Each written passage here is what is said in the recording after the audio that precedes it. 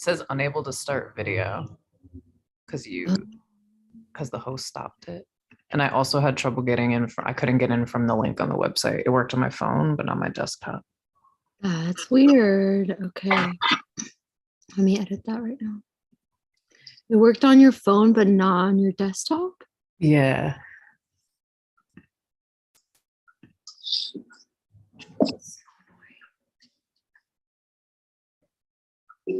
It says unable to start video. Let me change because the host stopped it. And I also had trouble getting in. I couldn't get in from the link on the website. It worked on my phone, but not my desktop. That's weird. Okay. Oh shit! Now it's playing on the website. It worked on your phone, but not on your desktop. Yeah. And now it's live streaming. It says unable to start video. Let me change because the host stopped it. And I also had trouble getting in. Jesus.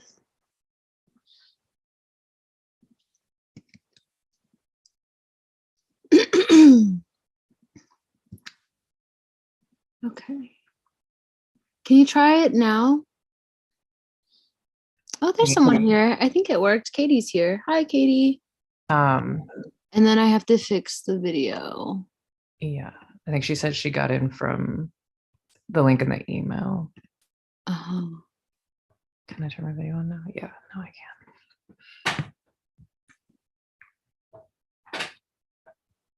can. Hello, everyone. Let's see. You stopped the live stream while we troubleshoot. Oh, shit. I just saw that. Sorry. My bad. Okay. Let's see. It should be working on the website now. Let me try again.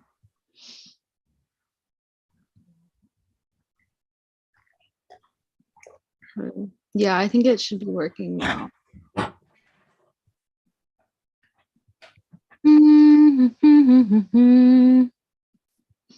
Okay.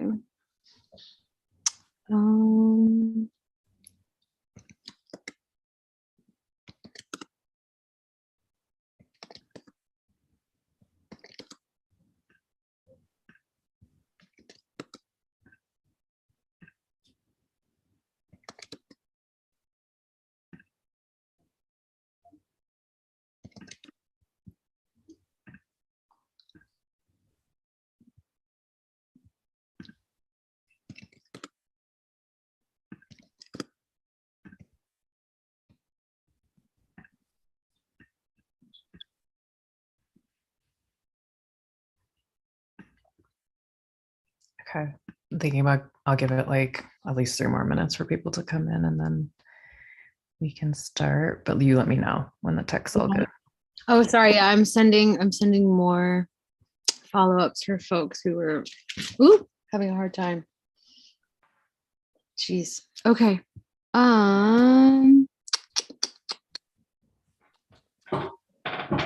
Yeah, let's give it a couple more minutes. Here we go.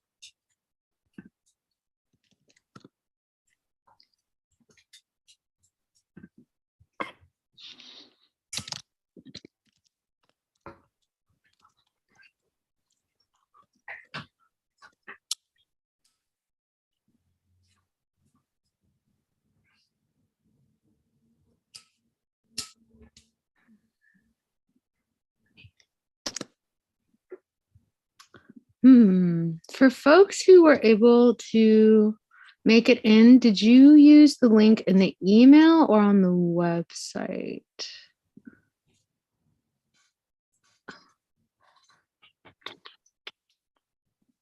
Both should be working, but I'm just worried.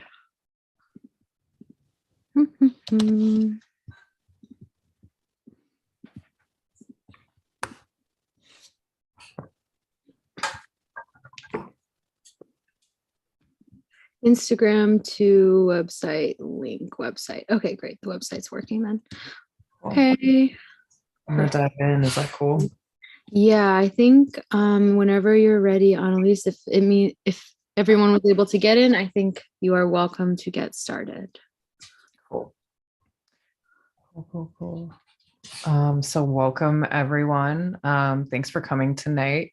I'm gonna be talking about different models of cooperative landholding. My name's Annalise. My pronouns are she, her.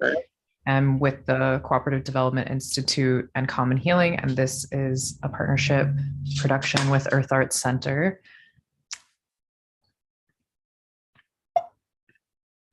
So the agenda for today, just going to get started with arrival and grounding, and then I'll get into the presentation, and then there'll be space for questions at the end. Kind of a quick check out. So if everyone who's here today could just take a nice deep breath,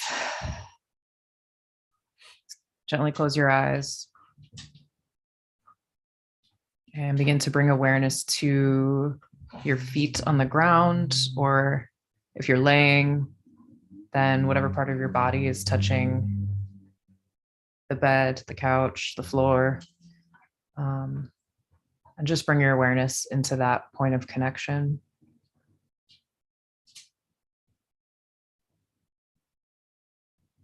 And notice the feeling of being held.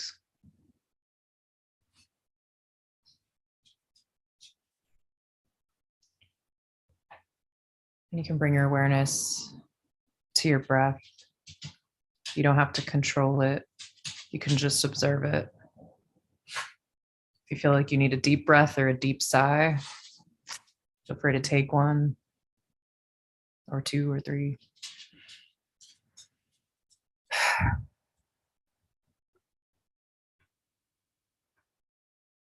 And just notice any tension, any ease.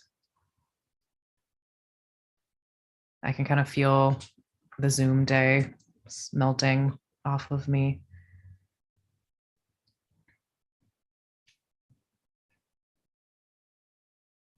Just noticing, you don't have to change anything.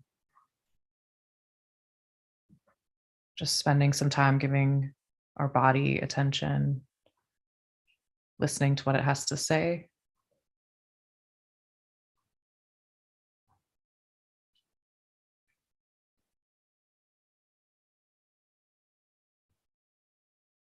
Maybe do a scan, starting at your feet.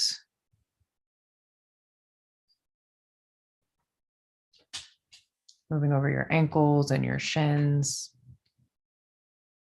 your calves,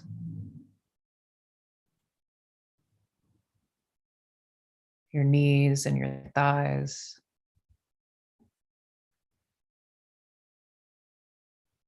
your hips. Notice any tension. Notice any space.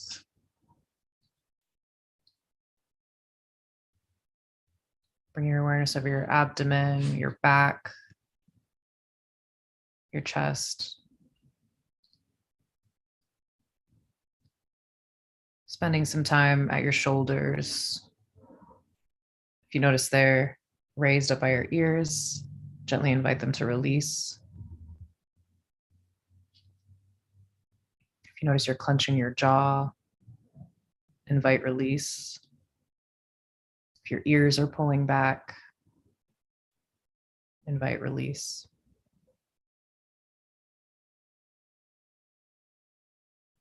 Just noticing your face and your scalp. Suspending your attention above the top of your head for a moment. Taking a nice deep breath in and exhale. When you're ready, you can open your eyes and come back into this space.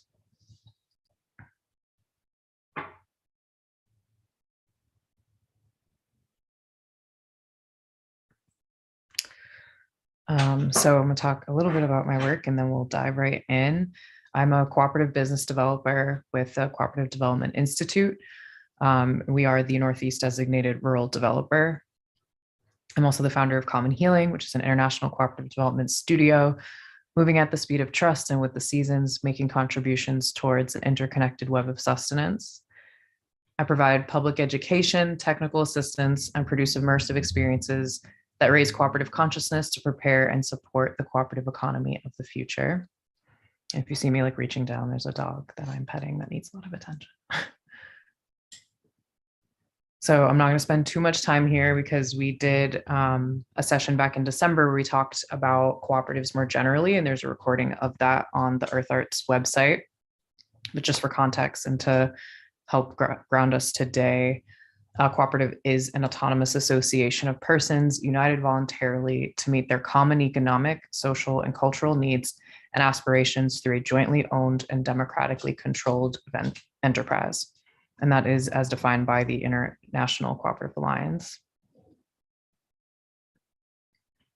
So what is cooperative land tenure? When I'm talking about cooperative land tenure, I'm talking about non-individual land holding. I'm talking about movements towards equitable and democratic control of land, shifting away from human hierarchy over land. I'm talking about a tactic of resistance, of resisting the privatization and hoarding of land. And the needs that are addressed through cooperative land tenure include equitable farmland access, affordable housing, ecological preservation, and a lot of the projects that I work with are at the intersection of all of these. They are not separated. Some questions to think about when you're making decisions or exploring different models of cooperative land tenure or evaluating models that might fit your collective or group's vision. You want to think about who's going to own the land, who's going to own the buildings, what is shared and what is individually owned, and thinking about if there might be a business on the land. Is this primarily for home ownership? Is this both?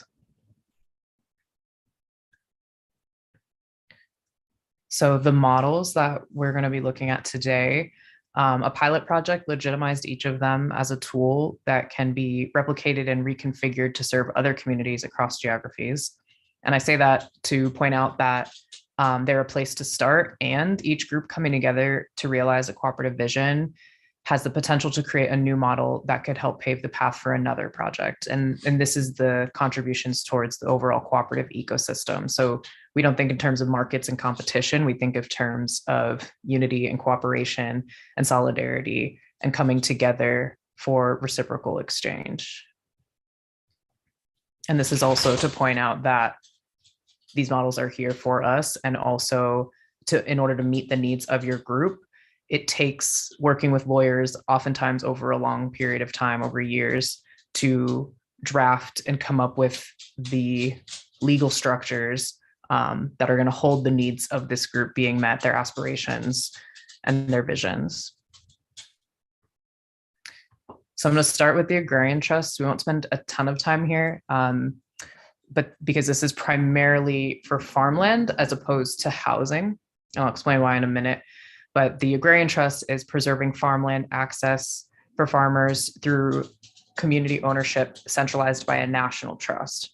So in the diagram, you can see here that there is a commons board that has representation from the local communities in which there is land held in the trust. There are donors who invest in the agrarian trust, and it's the commons board that oversees this trust. And then the trust is able to make investment in the stewardship and protection of farms and agrarian properties that farmers now have equitable access to. And this is often done through 99-year equitable leases. But as you can see, the governance is held with the Commons Board at a national level. And when you're thinking about somewhere you want to live, you want the decision rights retained within that entity, as opposed to it being far away, because then you no longer have decision-making power over where you live. So these are great for projects that are solely focused on farmland access for specific communities for multiple generations. When we're thinking about housing, some of these other models that I'm going to talk about, farming and housing, might serve better. But this is something you can go to the Agrarian Trust website and you can learn more about how this operates and how you can get involved, or how you can participate in a receipt, or be part of these sorts of initiatives. So now I'm going to shift into the Community Land Trust. The first Community Land Trust was New Communities, Inc. in Georgia in 1969. Again, there's a pilot, there's a group of people who work tirelessly to figure out how to make a model work and meet their needs. And then this is something that has now been replicated throughout the United States and even in other countries as well. So the Community Land Trust permanently removes land from the speculative market and dissolves the development value. A nonprofit holds the title to the land and the responsibility of maintaining its affordability. Homeowners, cooperatives, nonprofits, and other corporations own the buildings on the land. And then a ground lease, typically 99 years, balances the interests of the building owners and the land holding nonprofit. So the land is inheritable, the leases are renewable, the land is it is mortgageable, so owners of buildings can get private financing to construct or improve on the land. And there's also going to be space for questions at the end, so if you want to jot them down. This is an infographic that illustrates the Land in Common Community Land Trust, and they show that that entity, the nonprofit Land in Common, owns and protects the land over the long term. They grant 99-year leases to residents. The land stewards, they're individuals or organizations, and they own infrastructure, which includes houses, outbuildings, etc. But the ground lease limits the resale amount to keep things affordable for people who are going to purchase them in the future, the buildings. Land residents and associates, community members, make up the membership and the board of the CLT. And then there's associate members from the community of the CLT. And then the board is the decision-making voting body.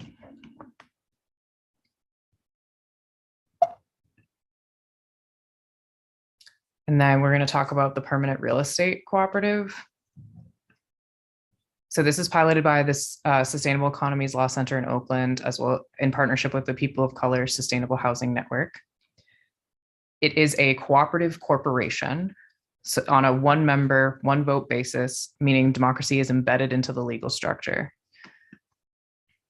They are limited in their ability to pay high returns on capital, meaning they cannot be vehicles for making the wealthy wealthier. They are decentralized organizations and governance. They have a decentralized, organized, and governance structure. They are meant to be driven from the grassroots. Home buying within a permanent real estate cooperative looks like a stabilized purchase price, and then someone then obtains a diminishing lease. So the payments over time get smaller. So while in one of these leases, it looks more like home ownership and having a mortgage than it does being in a lease, without the high capital requirements at the beginning. They maintain resident control. Like I mentioned, there's price stabilization through predetermined prices and modest returns, sometimes looking at the consumer price index to determine how much money someone can make when they turn around and sell a property that they became owners of through this model.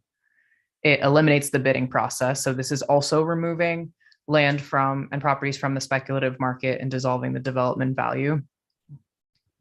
There is title and long-term protection. So preferably, ideally, multiple land trusts, other precs are given the rights through deed restrictions, easements, co-ownership, and purchase options to enforce affordability restrictions and to take ownership of projects that are abandoned by the prec. So the idea is that there's infrastructure put in place in the case that a property can no longer maintain or stops maintaining a PREC stops maintaining a property so that it doesn't just go back into the speculative market.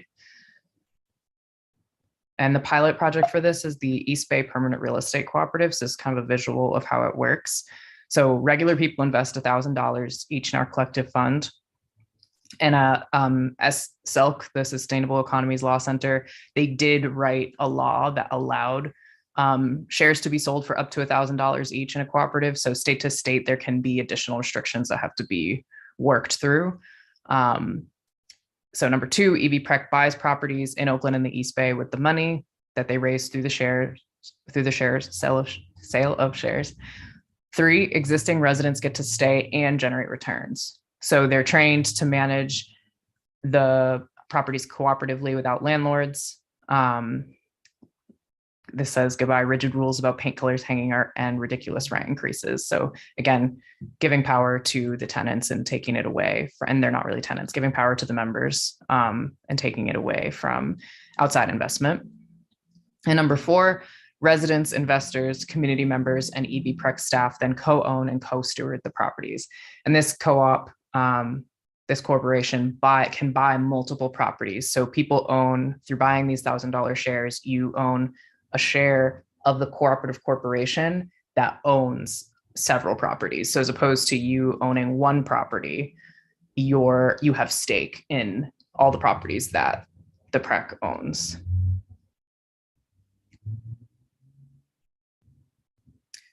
So the difference between a community land trust and a PREC is that cooperative corporations, as opposed to nonprofits, have the flexibility to take capital in multiple forms, meaning that financing options are greatly expanded.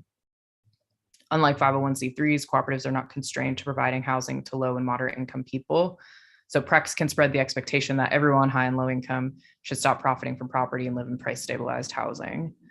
Cooperatives are platforms for mutual aid and self-help, not charitable assistance. So this speaks to the autonomy of the members in the group. The idea is that they are independent and that they are able to determine and meet their own needs in collective and have shared ownership, shared responsibility, shared risk, shared investment in their experience. So we see this through housing and we see this through cooperative businesses.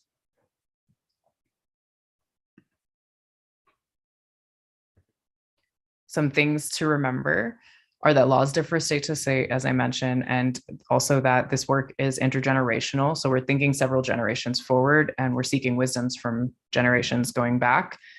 And that's to say that we must move with intention and at a healthy pace. These things don't happen quickly. They take a lot of organizing, a lot of relationship building, a lot of preparation. They take a lot of people.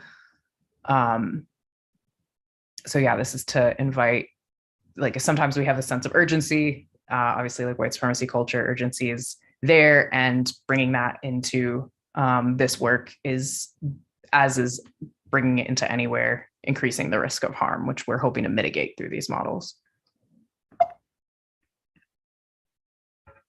And then just want to go over the process for a cooperative land vision. So one, you want to start by forming a collective or steering committee. And then together, you want to get clear on your shared principles, values, and needs. You want to study together. Generally, you want to know each other if you didn't already, and you want to form deeper bonds outside of this shared intention.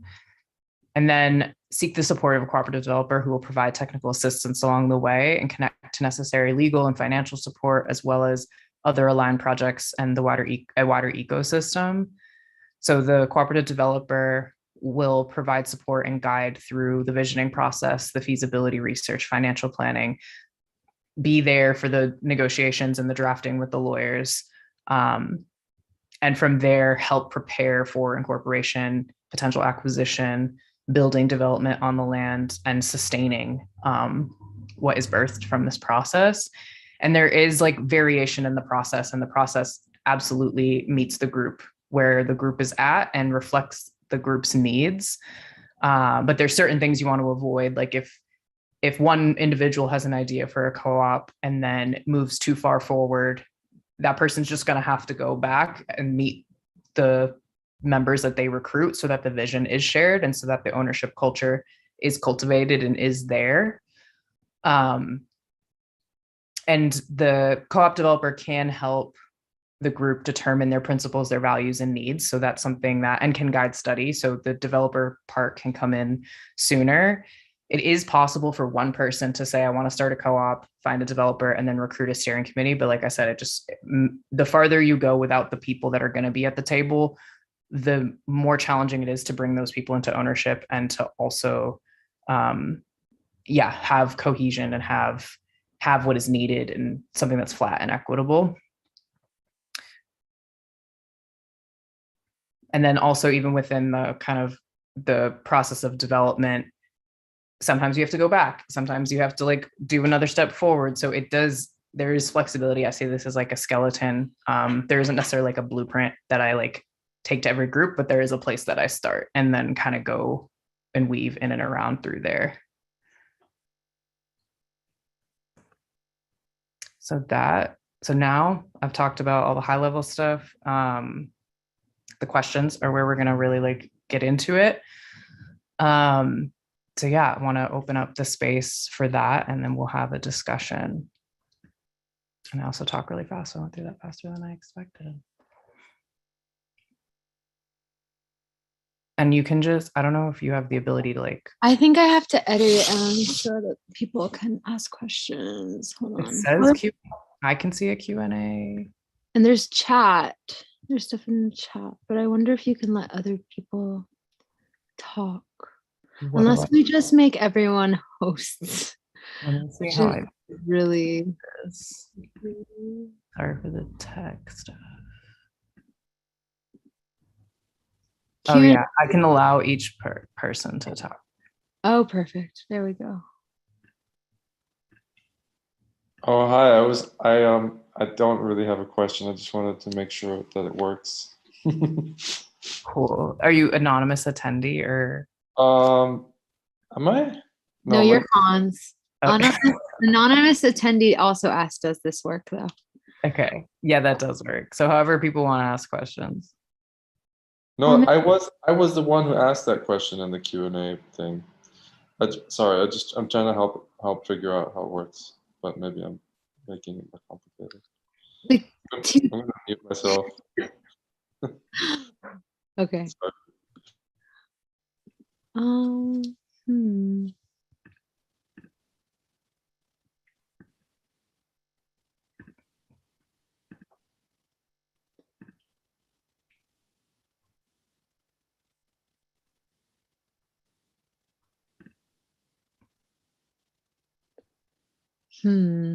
No questions.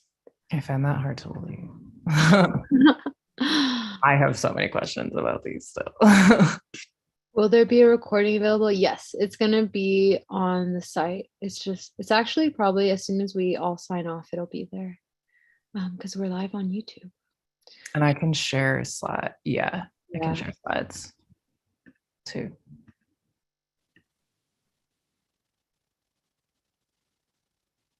I feel like it's, oh wait, no, hold on. I need to stop screen sharing for a minute because there were slides that did not happen. Hold on.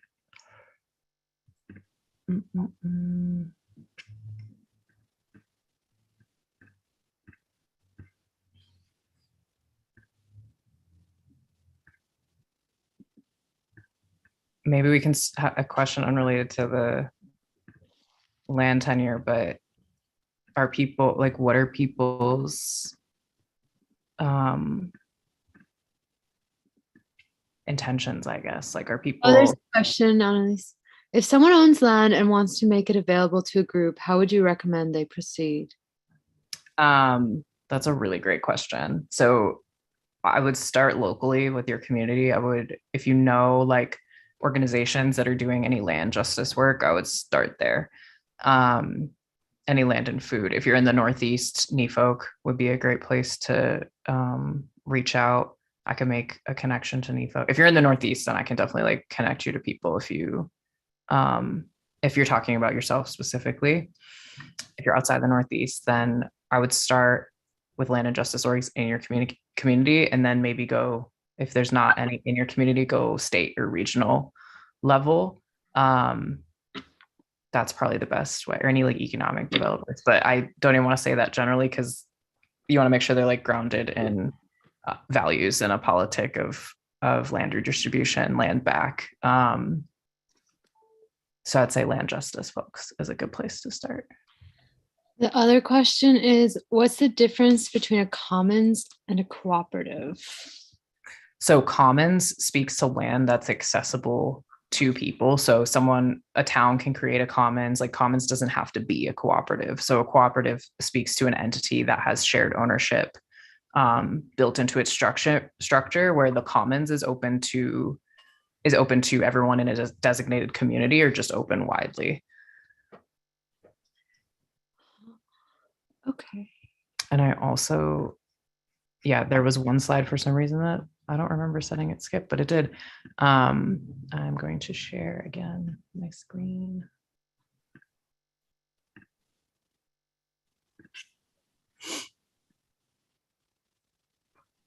Yeah, so we talked about the difference between a community land trust and a permanent real estate cooperative. And I'm really into the PREC because it takes community land trust, real estate investment corporation, as well as cooperative, and kind of puts it together in an entity. So it draws from different areas different models in order to make its model. And that's an example. That's how Soulfire, that's what they did. So their model, this is something that I got access to through working with a client. Leah was generous enough to step in and help us to share this presentation with a group of people who are trying to establish a cooperative land project, and shared how the work that they did and the structure that emerged for them, which was about 4 years of working with 2 different legal clinics. And overall, the project's, it's been a long time for it to arrive at the place that it's at now. And yeah, so through that process, what emerged was an LLC cooperative, which holds the land. Residents are member owners, and the Soulfire Farm nonprofit, separate from the LLC, which is the title holding entity, the nonprofit is a member of the cooperative and has access to the commons. The commons are open to investment from members. There is a cultural respect easement to grant access to the Stockbridge Munsee Band of the Mohican Nation to use the commons. That happened in 2020. They have a 1 leader, 1 vote consensus decision-making structure among the Leadership Council, which is a decision-making body.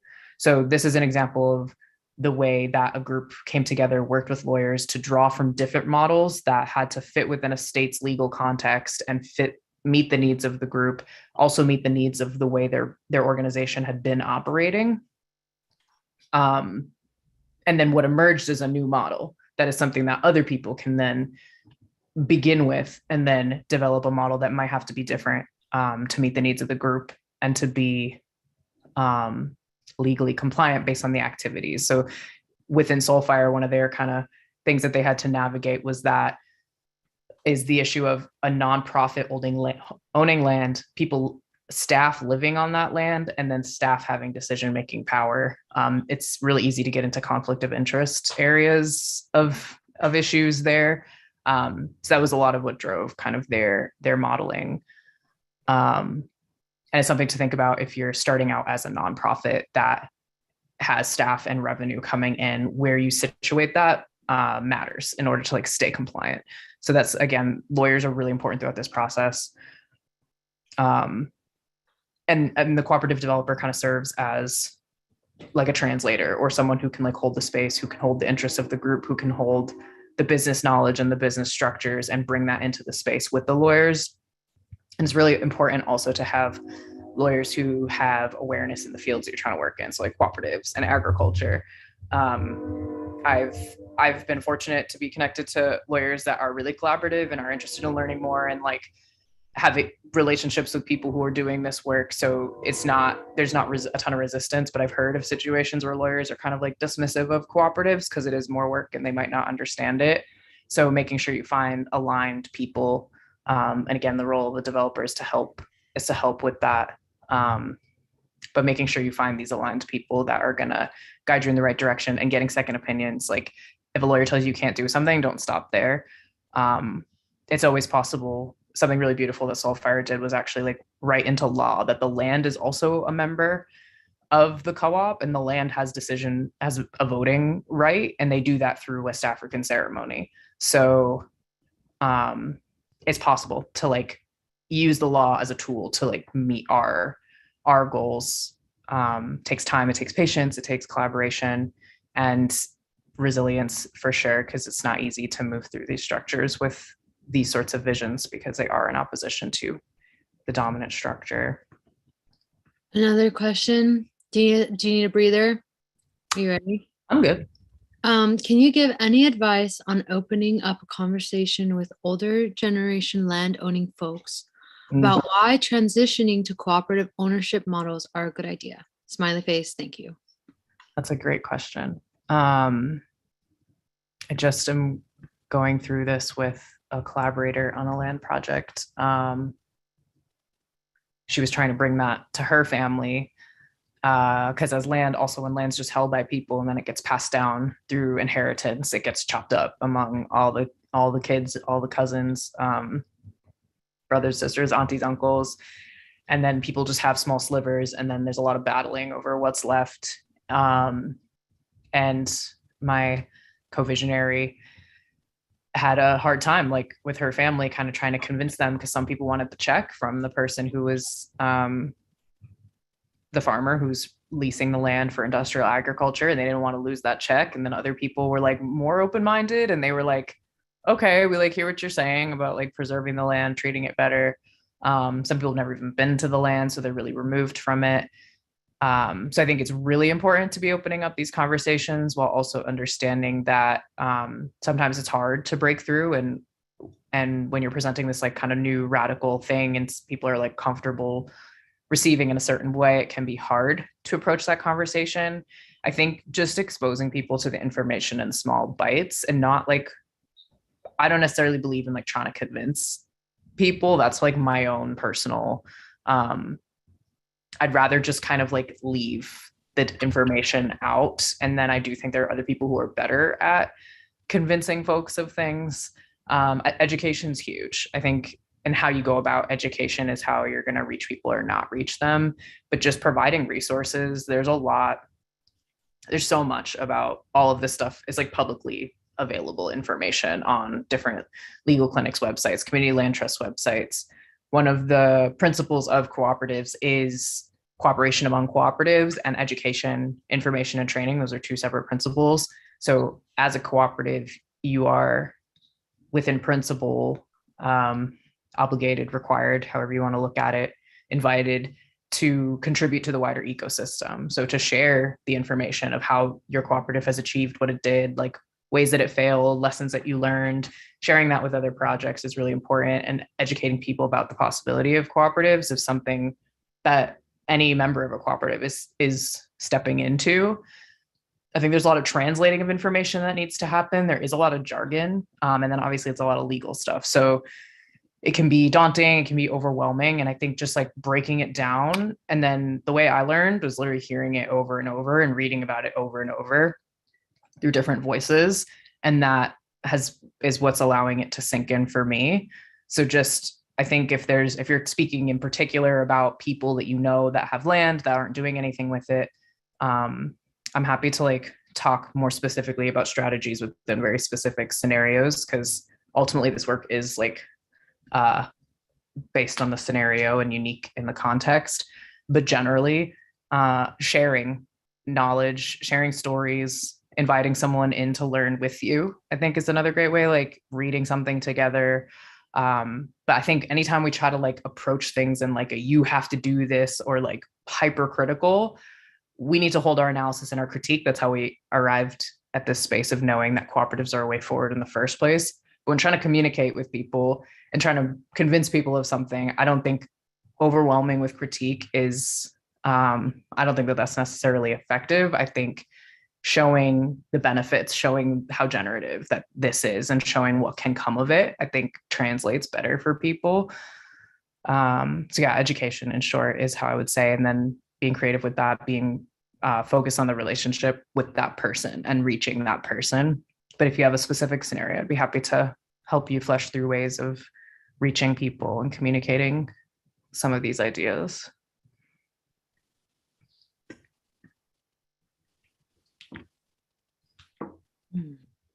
Any other questions? Can you share about any of the projects you're working on now, Annalise? Yeah. So let me think. Almost all of them are, I think all of them are land-based. Most intersect with housing and farming. But now stepping into a space where there might be more of an intentional living. I do prioritize working with Black and Brown led groups. I do, if people are politically aligned, I will work with white groups, but also again, back to the not convincing thing. If things aren't politically aligned, I won't do that. And I'll refer to other developers who can hold that space, because that's actually something else that's really important is cooperative development. There's a really wide spectrum of like where people are approaching it from. There's people that are approaching it from a reforming capitalism standpoint. And then there's people that are approaching it from like an anarchy standpoint and a vehicle to socialism standpoint. So I definitely consider myself farther on the left in terms of where like the role this plays for me. I don't think that any sort of owning and market-based economy is the final destination. I very much see cooperatives as a vehicle towards where we want to go. And that's something that I hold and maintain awareness of. But yeah, if people aren't like trying to free the land, if people aren't trying to move away from systems of domination and extraction, if people aren't trying to just be an equitable relationship with broader community and the land, then I'm not going to work with that group. So everybody I'm working with, I'm super proud to say, is trying to build a future, a cooperative future. They're trying to step out of the paradigm we live in. They're trying to hold hope and hold faith through the interwoven global crises that we live in. They're inspiring to me. They're also usually typically informed by art. So it's usually the nexus of healing, arts, land, and food that the groups I'm working with. So homesteads, farms, intentional living communities. And yeah, there's different scenarios. There's the in some sort of lease agreement in the negotiations of potential land transfer. So I've helped people draft leases twice now for their group to steward land, to not necessarily, they might pay property taxes, or they might pay for maybe some infrastructure development or some of the maintenance of the land, but they're not paying rent. And there's usually some verbal agreement that we're working towards transfer of that land to this group. I'm working on a really interesting project where an organization mobilized people and is buying land that they have, and they want to directly transfer that land to groups. So I'm developing and preparing the projects and the groups that are going to receive that land in partnership with this organization. And there's also, I work with ownership conversions as well. So like businesses that exist that want to sell to the workers, and the owner wants to exit, or businesses that exist and the owner wants to welcome in ownership of more people. So there's two conversions that ownership transformations that I'm working on.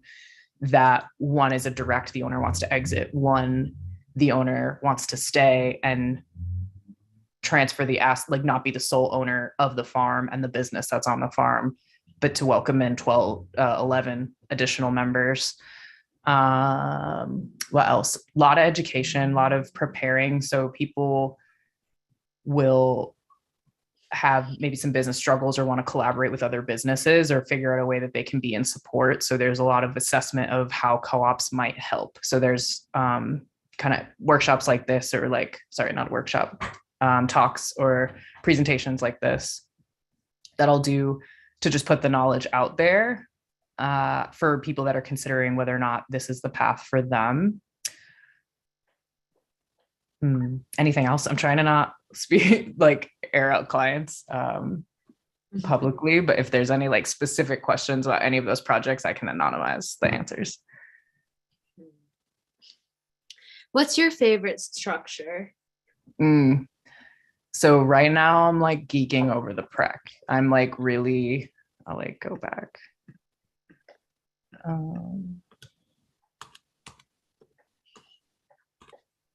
Yeah, so this one right now is really exciting to me. I think that I like the idea of the way I'm seeing it as a means of a group of people organizing and then saying we're pulling land out of the speculative market. We're pulling land out of the development, pulling land out of, sorry, I'm like losing my train of thought. The speculative market, we're dissolving the development value and we're going to house people. We're going to have agricultural land. We're going to have all these projects because this is like when there's different types of land owned, it doesn't just have to be one thing. So there can be, I'm even thinking of this in the context of places with like student housing or Airbnb tourism or things like that, where this feels like an accessible means. Like $1,000 is not nothing, but $1,000 is something that in a group of people we could support each other in saving potentially, and then having a decision-making seat at the table when determining what gets bought and in your community, as opposed to out-of-state investors or like just investors even locally who are just buying up everything and then hiking up rent prices. Because we're definitely in a housing crisis. I was reading the other day that the market is actually anticipated to get worse. People keep talking about a market crash. From all the research I've done, that's not likely in the near future. It's going to keep getting worse because right now it's not an issue of there's low supply. So there's low supply and demand is consistently increasing. So, and then in the case of farmland, like Bill Gates is literally buying up millions of acres over the last couple years. So there's a reduction in supply. So I feel like we need this like active strategy to stop that.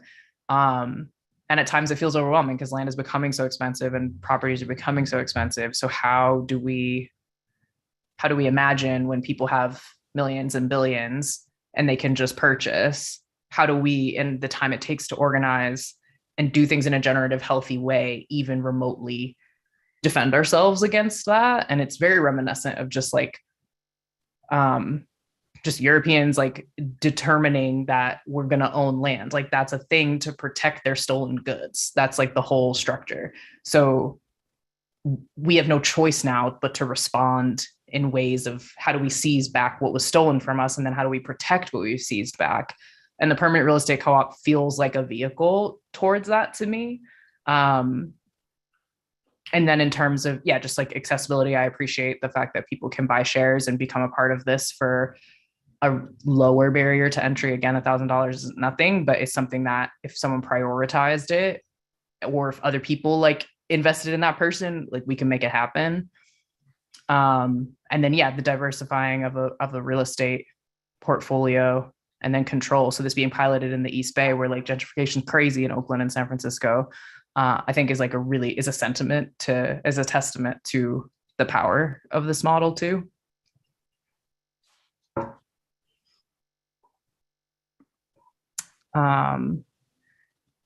There's, I think 2 questions came in.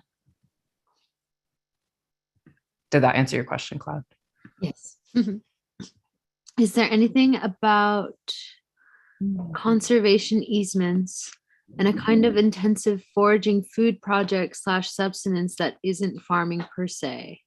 Thinking about tax burden.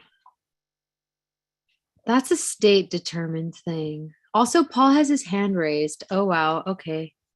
Maybe we'll let Paul go first and then we can answer this question because it's written. Paul, you can just unmute. Hi, thanks. Hi, thanks. So yeah, I couldn't really type this in because I'm still trying to wrap my head around all this. But like for the PREC, for example, I don't quite understand. Like, for example, who would be investing the $1,000? Like, would that be other community members that want to keep their community, from getting gentrified, for example, or is that? And then what's the difference between the people that are like buying shares versus, buying the property or doing the diminishing lease, which really sounds interesting, but I don't really understand what that is either. So those are kind of the difference between those two people, I guess, for example. Does that make sense? Yeah, definitely. There's different classes. So there's someone could be, community members can invest in shares. And then in the case of the East Bay Permanent Real Estate Cooperative, people who were already living in the properties that they acquired, they were the ones that were brought into the housing and the predetermined pricing and then the diminishing leases. And then community members, they raised the capital that they needed to buy properties through community investment of these share sales. I'm assuming if you are going in the housing route, I don't think you'd buy $1,000 share, because I think you just get membership as a result of you're on the path to ownership of one of these properties. However, I think, so there's another pilot of a PREC on the East Coast. There's the Willow PREC, which I'm going to start to get involved with. And they're currently in the structuring phase. And this isn't going to be grounded as much as urban. So when we think about like rural and urban and the different types of properties and living arrangements, the Willow PREC, I believe, is going to be a combination. So it'll be interesting how it comes to be in terms of if people are buying shares and then also potentially in the housing track, or if like these are two separate classes of membership. Does that answer your question?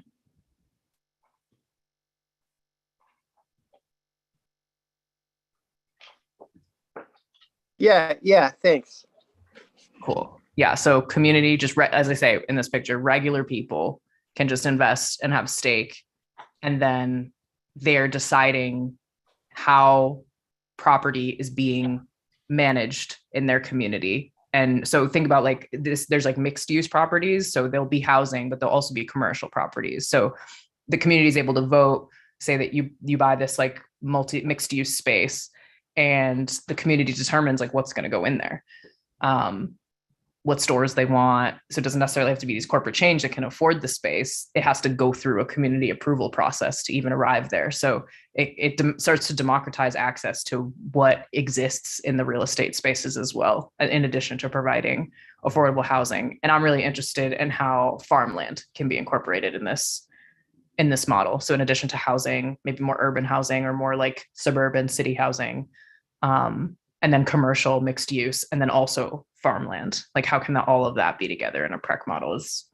something I'm curious about and may emerge from one of the projects that I'm working on. We're presenting kind of different pathways that they can go. They can break up into smaller groups and form individual housing land trusts and potential communities, or they can stay together and form a PREC and receive all the properties that are being redistributed by the organization and then collectively manage them together.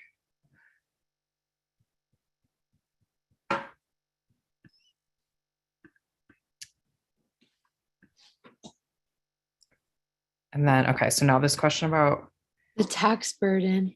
I feel like the state determines whether you're a farm by how much produce you sell, but maybe I'm not sure. Okay, is there anything about conservation easements and a kind of intensive foraging food project subsistence that isn't farming per se? Thinking about tax burden.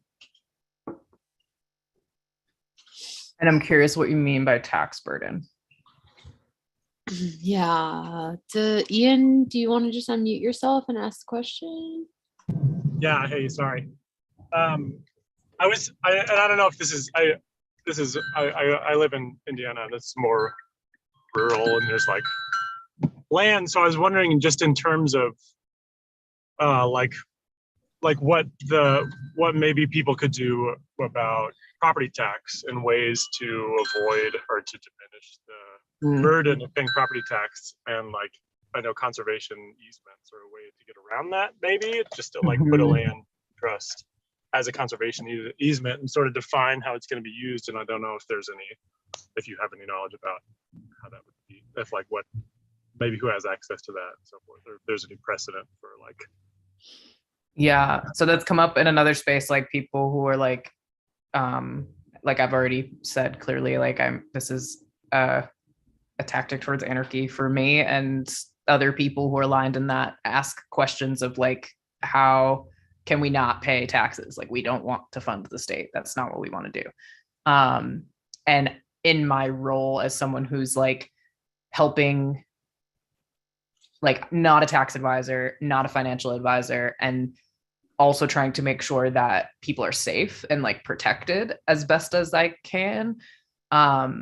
It's like a weird crunch for me because I like fully understand like the sentiment behind it, but however, like would never want to like steer someone in a direction that anything's getting seized or that people are like liable for something because they didn't fulfill an obligation that whether or not I agree with it might have implications.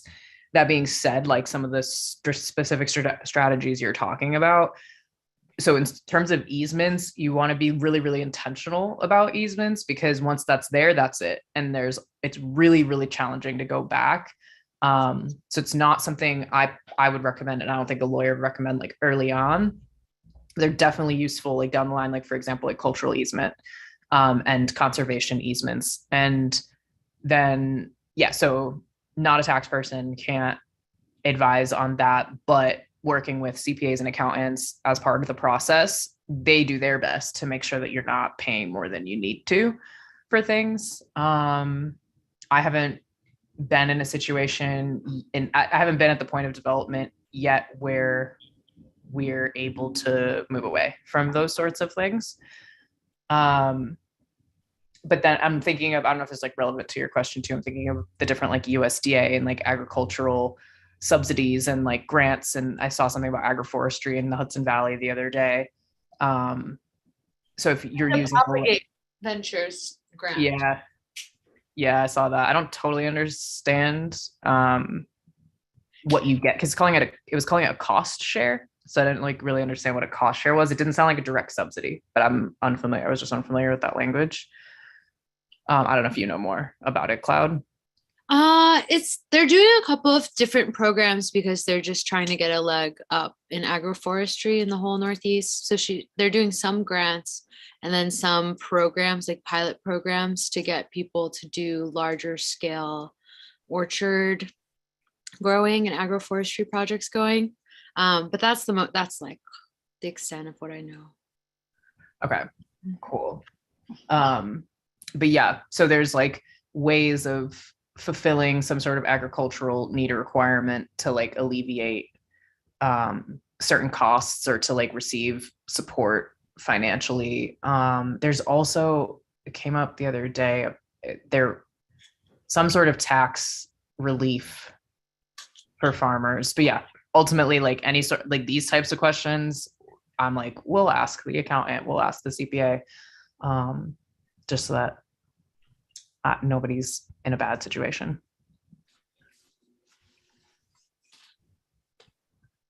Okay. Well, it's 5:58. I'm curious, like people who are here, I know someone mentioned like kind of trying to like take all of this in and digest all of this. And I know it's like, it's a lot. And I feel like the first time I heard it, it just like sits there and doesn't like go in, and it feels really foreign. So I want to make space for like, I just want to like open up the space, like any sort of question that you have, any curiosity, any thought, any reflection, like dialoguing about it, and like seeing how it helps to see the malleability, and it helps to see that we can like take these things and like make them work around what we're trying to achieve. So like if you have any sort of like thoughts or questions, it's really helpful for the learning to like dialogue about it. And I'm also curious where people are at in their process. Like, are you here because you're just curious? Are you here because you're part of a cooperative project? Are you here to support Earth Arts? Like, I'd love to just know like the context of why people are here, and yeah, just learning ways of how I can support people's interest in cooperative land tenure.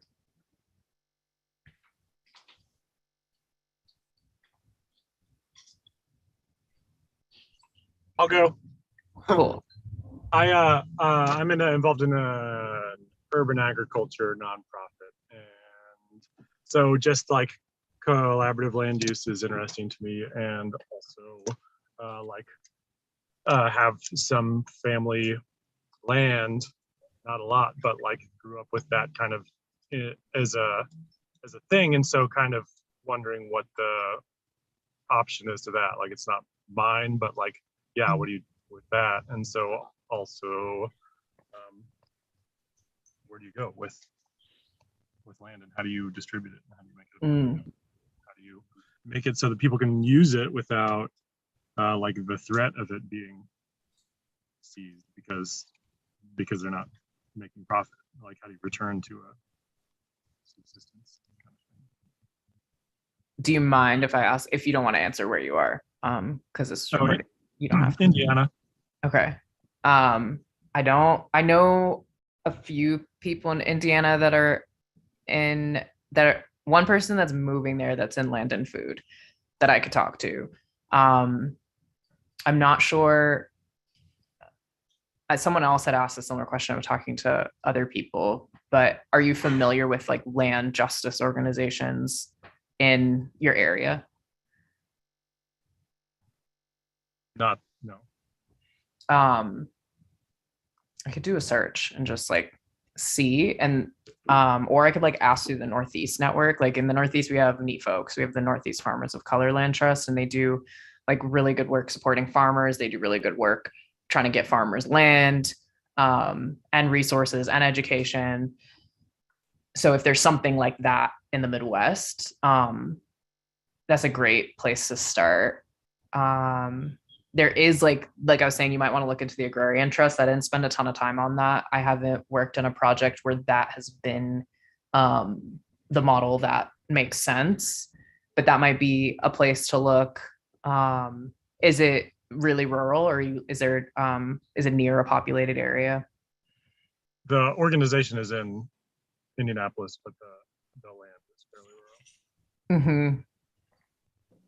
Yeah, I would say try to find and I know it's really hard. It's really hard to find because and it's not just to say like, oh, this category of organizations is like definitely gonna be able to help you out. I'm not that far into my career, and I have learned that I don't align with like a lot of organizations. And discernment is like become really important for me, because I think principle and value alignment is critical in order to like move towards something. And I find that the time we live in is kind of void of like agreed upon principles and unity, and we're kind of just like flailing. And obviously it's like an overwhelming time, but I just, when we look back at like successful movements and successful organizing, there was always a clear politic and there was always clear principle. So I feel pretty disheartened like now when that like there's like a lot of organizations that I would have thought I would be aligned with, and then I'm disappointed. So I wish I had a list of organizations that I could just like refer you to. I also really believe in like building the relationships over time. So just like not feeling rushed to do stuff, but really like meeting people, making sure you're aligned and you're like trying to go in the same direction, and trusting like the generative nature of that, and trusting the fruit of that. Because they're among the organizations that I've interacted with that I'm like devastated or heartbroken that they are operating in this way. There's a few that erase all the rest because they're so amazing and like bring me great joy and make me feel super inspired to work with. And they're all New York based, but NEFOC is an organization I really enjoy working with. Cuba International Nithica is an organization I really enjoy working with. COFED, they're national. COFED might actually be, I can, Cloud, would you be able to drop a link for me in the chat? Yeah. And COFED might be a good place to start. They're focused on youth, LGBTQ, Black and Brown, farm farmers and towards cooperation. It's like farming and co-ops. And they're national. So that might be really helpful. But also a lot of times like food and land is like hyper local. So that's the only one I know personally. Then there's like, their financer. But they might, Seed Commons is a national organization that provides like equity based financing through local loan funds. And they fund cooperative projects. So you might be able to go through, you can look at the Seed Commons map nationally and you can see the local loan funds on a map. And then you could potentially reach out to your local loan fund because they might be in relationship to or funding land-based co-op projects or like other housing or cooperative land tenure projects. That could actually be another avenue. So CoFed and then Seed Commons are the two places I'd recommend from my having no connection to Indiana. There's a couple of things going on in the chat. What org did you mention in Ithaca? I mentioned Cuba International. Cuba International. And then Ellen says same. Cuba's here. Oh, nice. Cuba's here and they asked a question.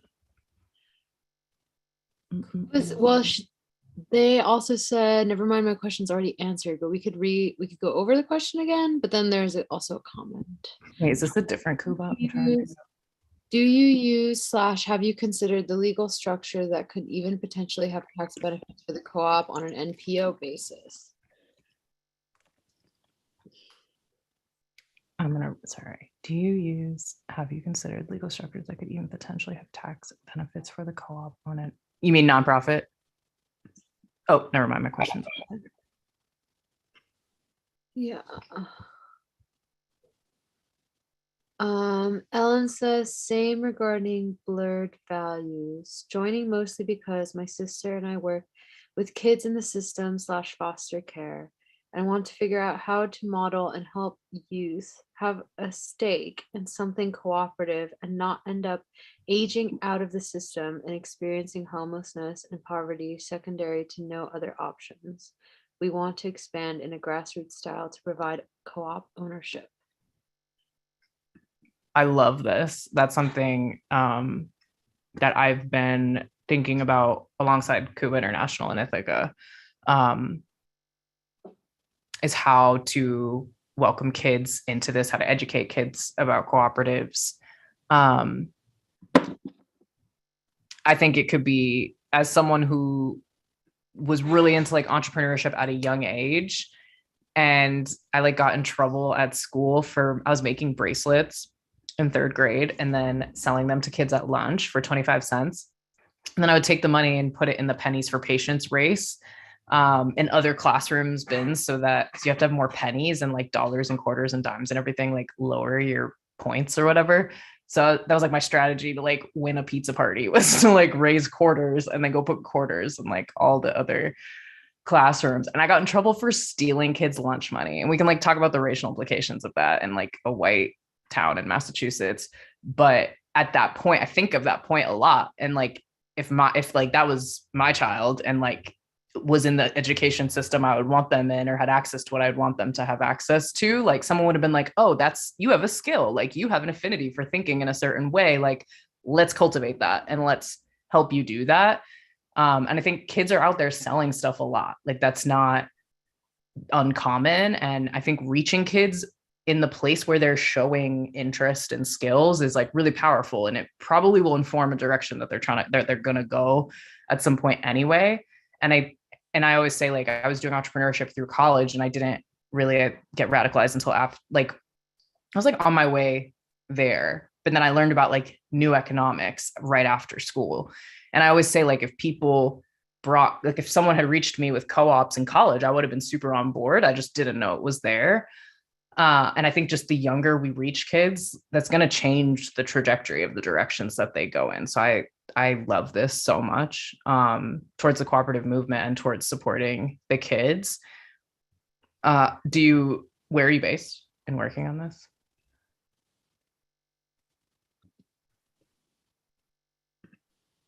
Ellen, you can unmute yourself. Sorry, I can. I'll hang up on my phone. I kept trying to unmute on my phone. My apologies.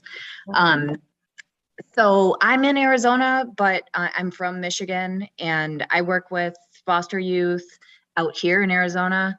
And I was a foster youth and adopted, and then my sister's in Michigan. And so she has 3 kids that were in the foster care system and are now adopted, but then we continue to work with additional foster kids, mostly in Michigan. And we bought like some land in like central Michigan, with the idea of, you know, how do we expand on this? How do we create, you know, a space that's in alignment with like our, you know, values, and also like just to model it and have it be just like a safe, natural space for these kids to be able to go to, and then figure out a way where they don't, you know, where they're just not programmed in that, like, well, then you become 18, you have to find an apartment and you have to pay rent, and, you know, just all that waste of time and effort and energy. And they're brilliant, right? Like you were saying, Annalise, like the kids are brilliant. Like if they know that things are an option, if they, you know, are challenged to like think differently about that, they're going to come up with like amazing ways to, you know, survive and thrive. But it's a challenge for us, you know, and we're always kind of like running into, oh, is it a liability issue? Is it this? Like, what are different ways that we can think about this and like share information with people who are doing the work? This was really interesting to me. I know some really rad. Actually, when I was talking about Seed Commons, the local lender in Detroit, the Detroit Community Wealth Fund, I think could be like a really good starting point. And if you want, I can like put you in contact with them. You said the land's in Michigan, right? Yep. Yeah, that would be awesome. Yeah. And then I'm thinking too, like, it'll be really important because you're asking questions of, I think, about the legality potentially of kids having ownership, right? Yeah, or just trying to figure out a model to set them up so that they have an opportunity to have a stake in something, you know, that they at least have the opportunity. So if they do age out, and I mean, we're willing to like, that's kind of the thing with, you know, the values alignment and everything. It's like, we're willing to do whatever we need to do. If that means that we need to like adopt a kid at 17 and 364 days, you know what I mean? To ensure that they have whatever they need, or if we need to like work the system somehow for them to have aged out. So it's just, you know, it's just, I mean, like, to speak frankly, it's just a shitty space. And there's like so many people that are impacted by it. And so, yeah, that's why I'm here. That's why I try to follow all of these, you know, issues so that we can kind of figure out our best path forward.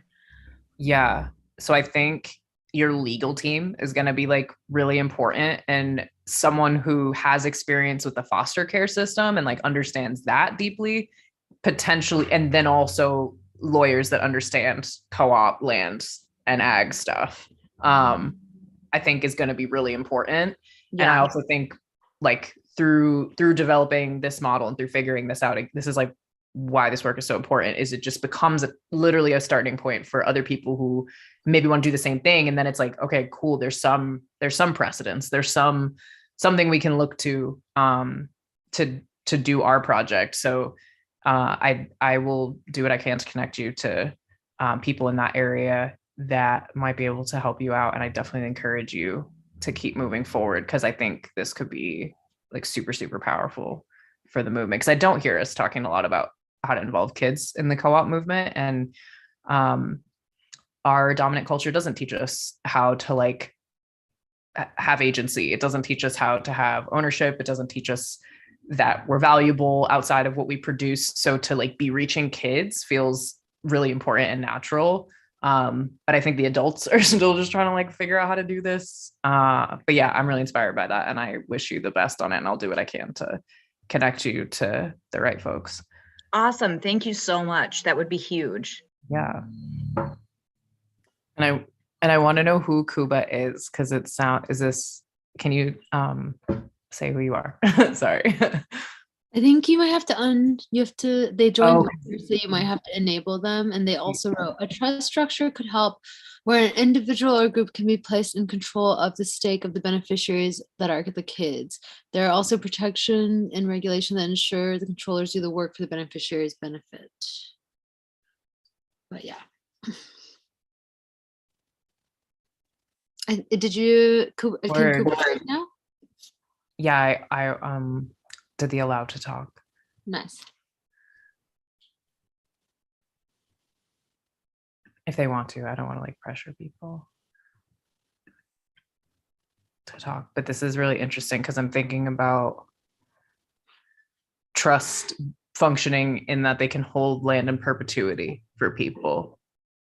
So I'm thinking this like does make a lot of sense. So essentially like potential, so I'm just brainstorming and like working through this. Again, not legal advice, but potentially the community land trust can hold the land in perpetuity for the children. And then they reach a certain age and maybe the ownership gets transferred. Like maybe it's like not even as complicated as it sounds. Yes. That's definitely like one of the things that we had brainstormed. Like we're like, and of course we don't have that hardcore legal background, but yeah, like could it be as simple as something like that? Like essentially almost like creating some type of trust fund cooperative, I mean, a community land trust is a trust. That's exactly agrarian trust. They're trusts that are set up to hold these things. And then how the governance is structured, I didn't really go too much into that in this. It's woven through, but like where the board sits, membership, who has representation on the board, where they came from. That's where like the democracy and the equity comes in, is how you structure that trust or that land, that resource holding entity.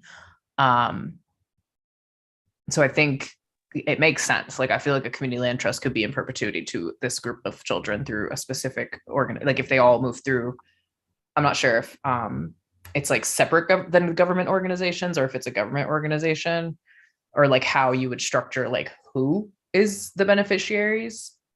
That would be something that would have to be thought through. But a community land trust seems like it could be viable. Hi, so I'm Cuba. Hi, so it's yes, not the that's organization. not the organization, the actual person. It's actually a very common name in Poland, Word. That's cool. where I'm from. No, so what I meant, so exactly what you're talking about just now, that's precisely what it'll be. Obviously, it'll be getting the legal wording for the essentially selection of the trustee.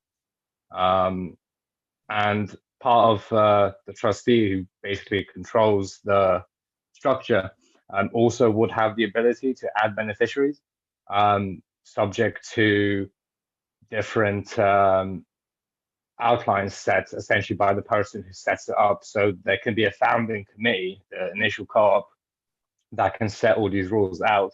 And then from there, those rules are essentially written. So that's how it will be run in perpetuity. Dope. Thank you for that clarity. There's actually the John Paul Getty Trust. The Getty Foundation is is essentially structured as one of these types of trusts. So it's held in perpetuity for the benefit of, in this instance, is for purpose, which is the holding of art and spreading of art.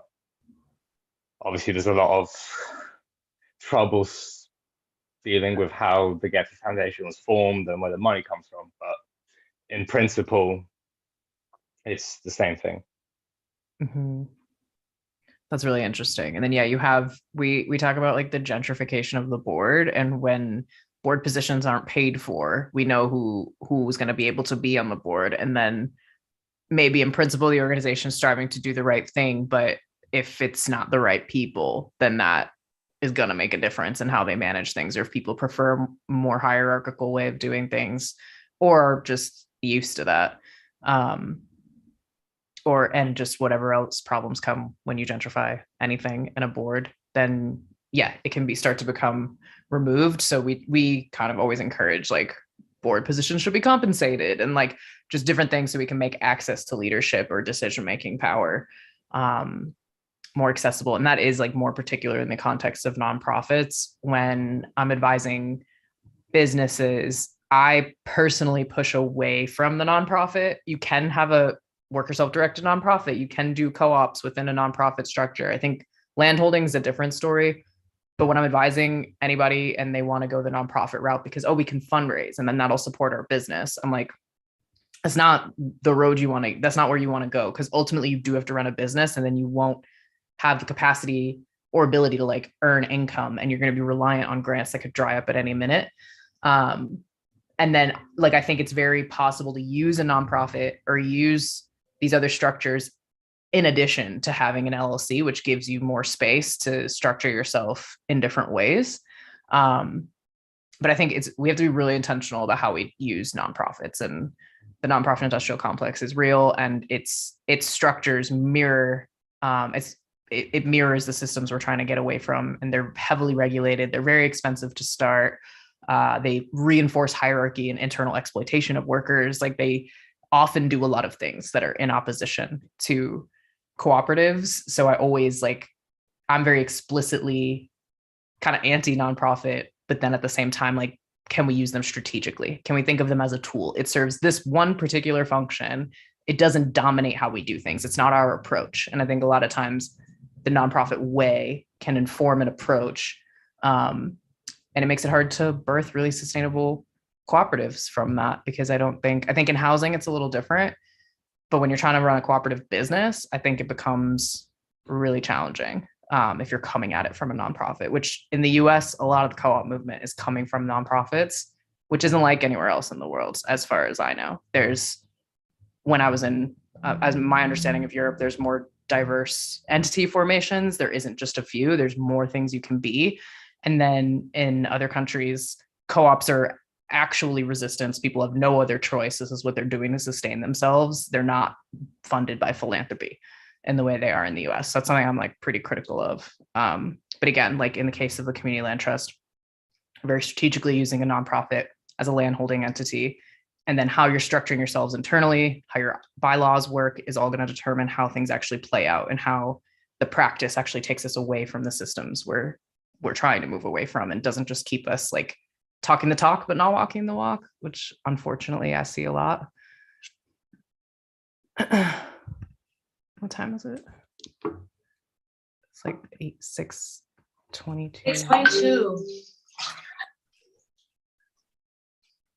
Katie's signing out. Thank you, Annalise and Cloud. This was incredibly informative, and I appreciate your time very much. Thank you for coming.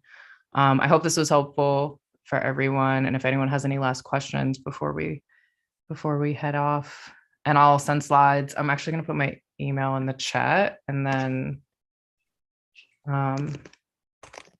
people can reach out if they have questions, or if I said I would connect you to someone, just shoot me an email. I will do that. Any closing thoughts or questions? Okay, well, thanks so much. Thanks for everyone who stayed the whole time. Thank you, Annalise, for helping us through this. We have one more gathering we're going to do through this series. We haven't decided when it'll be yet, but just stay tuned. The replay of this will be on earthartscenter.com and also on YouTube, so you can share it and rewatch it. And the first installment of Cooperative Possibilities is also on the website, so you can watch the introduction to co-op models as well. I see some stuff in the chat. I think people are saying thank you. This has been helpful. Is there any place to see a lot of examples of successful co-ops? I thought maybe that was going to be our next one, was like a co-op histories. We kind of talked about it maybe being the direction, but that's a good question. I don't know if you want to take it as the last question, at least. There's not like a centralized, there's like definitely databases where you can see like co-ops, active co-ops. You can like do research to see like past co-ops. But in terms of like successful, I think that's like an interesting, because I like, yeah, where people are in development, what are we considering successful is maybe more subjective than objective and like hard to map and like contain data on. But yeah, as far as like, yeah, I'm just thinking in like many different directions. There's like a book on the history of African American cooperatives in the US called Collective Courage. And that came out and kind of positioned these cooperatives that were happening in America before the Rochdale Pioneers, which was in England, which a lot of the co-op movement thinks that they were first. But mutual aid societies within the African American community in the US actually came first. They didn't use the language of cooperative, but they met a shared need together. Buying clubs and purchasing clubs. Fannie Lou Hamer is a person to look at in terms of Black American cooperative history. I have an interesting document about co-ops in Syria that I like really enjoy reading and going back to and referencing. There's different reflections on, like the Selk website has a lot of resources about the PREC model. So there's a lot and it's dispersed, but I am actually like working on just like a materials folder that maybe you can like go on the Earth Arts website or something that is just all the stuff that I'm reading that I'm collecting on the internet. But I wouldn't say University of Wisconsin in Madison, they have a lot of my research leads me there. They have like I think a really good center for cooperatives. What else would be good? Yeah, I feel like I wouldn't say there's like a central list that I'm aware of anyway, but there's definitely a lot of like PDF stuff that is like freely accessible that I could put in a folder for people. And I was thinking about history for the next one, but then I also think it could be helpful to like have more of like an office hours, like workshop space where people could like like what we kind of just did the last like 20 minutes is people bring specific like questions or challenges and approaches, and then together as a group we can kind of try to work through some stuff or and point people in the directions that they're trying to go, if you're down with that, Cloud. Yeah, I'm open to whatever people are most interested in. Cool. Awesome. Well, thank you everybody. I hope this was helpful. And yeah, if there's anything else I can do, my email's in the chat. So please let me know. And thank you, Cloud, for having me. Yay, thanks everyone. Okay, I'm gonna close this viewer now. Okay. See ya. Everyone says thank you, good night. All right, goodbye everyone.